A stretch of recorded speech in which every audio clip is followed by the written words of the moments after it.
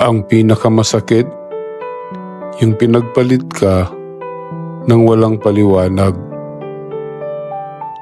Akala mo okay pa kayo. Maayos, tahimik, pero bigla ka na lang iniwan. Walang dahilan, walang paliwanag, walang saradong pinto. Masakit yung makipaghiwalay, pero mas masakit yung iniwan ka na lang.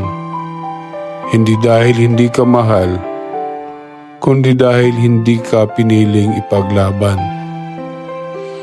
Huwag mong tanungin kung saan ka nagkulang. Baka hindi ikaw ang may kulang.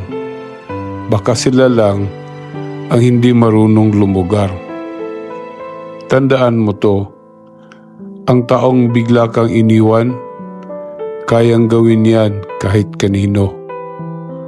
Huwag mo na lang hayaang gawin ulit sa'yo. Ako si Maskara. Hindi mo man ako kilala, pero naiintindihan kita.